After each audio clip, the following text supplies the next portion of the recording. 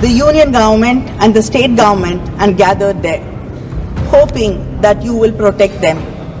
But unfortunately, no one protected them. I don't know whether we're waiting for the elections. We don't even know the numbers of the people who've died in the stampede. We know that the Iron Age in India has been traced back to 5,345 years ago. Our chief the union government till today has not even commented about this finding, which is very important internationally.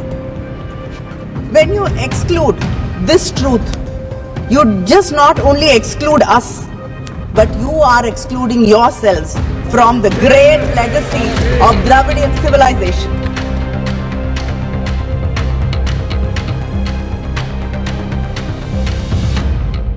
First, I would like to express my grief and empathy to the families of the people who died in the stampede at the Kumbh Mela.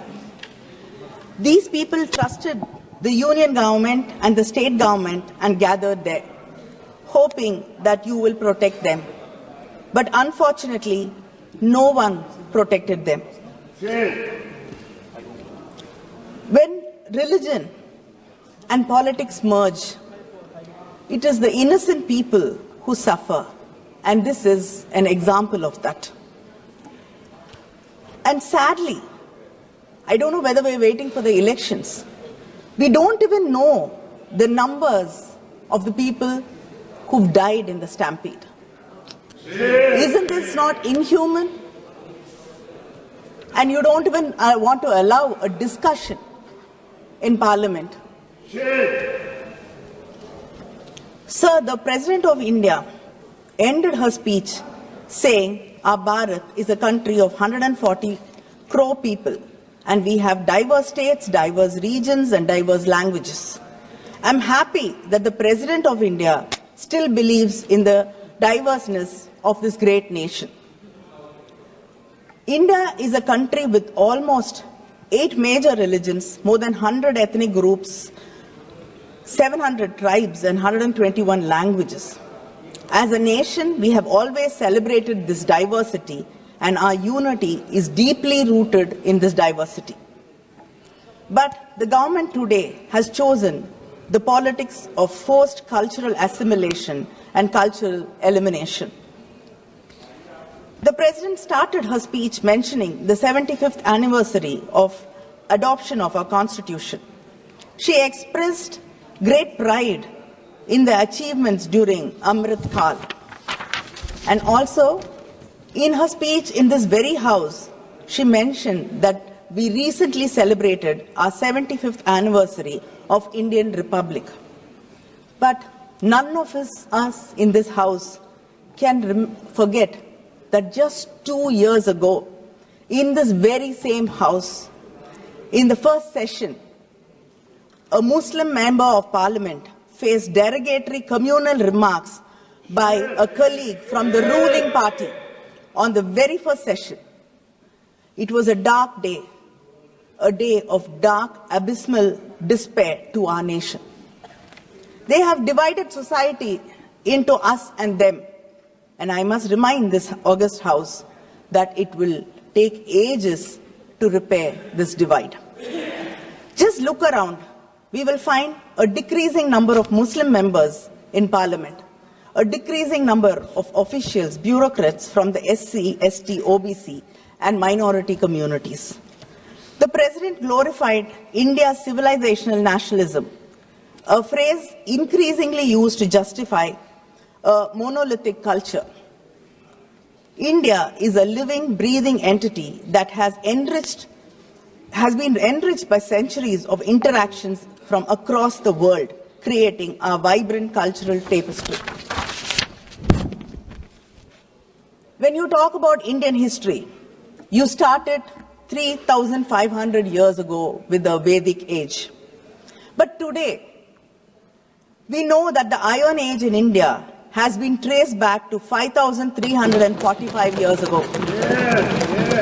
Our Chief Minister, MK Stalin, has proudly proclaimed to the world and based on scientific evidence validated by international labs like Beta Analytics in Florida, that Shivakalai, a small, sleepy village in Thoothukudi district, today holds within it the proof of iron smelting and usage. This is the oldest finding in India till today.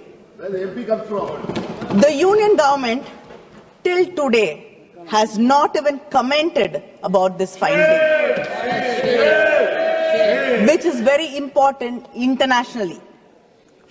When you exclude this truth, you just not only exclude us, but you are excluding yourselves from the great legacy of Dravidian civilization.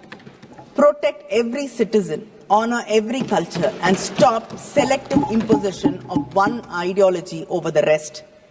Building a 3,000 crore statue of unity is not paying respect to him.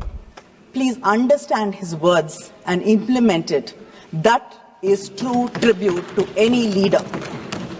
But this government ensures in every possible way that the minorities of this country do not feel comfortable. They are kept on edge and feel like outsiders. The CAA, Triple Talaq, the Work Board Bill, the Uniform Civil Code, mob lynching and state excesses are the unending examples of how you push the minorities and make them feel threatened. In August 2019, this government revoked the autonomy of Kashmir, the only Muslim majority state in India, and made it a union territory. Around the same time, you passed a new amendment to the anti-terror law. In this amendment ensured and gave you the right to classify individuals as terrorists and promoters of terrorism. And under this law, hundreds of Kashmiri politicians, activists were jailed, civil liberties were suspended, and protests banned. A few months later, the CAA, this provided a fast track to citizenship for many minority communities. The law specified that communities which could use this law were Buddhists, Christians, Hindus, Jains, Parsis, and Sikhs. These communities made it to the list, but the Muslims were omitted despite their presence in countries where they are minorities and have been persecuted and have even suffered violent attacks. And in many of the BJP-ruled states, you've coined a term, love jihad, where adult men and women are not allowed to get married to each other because they belong to different religious groups. And your reasoning is that Hindus will become a minority in this country. India has 14% Muslim population and almost 80% Hindu population. Creating false narratives like this is your way of politics.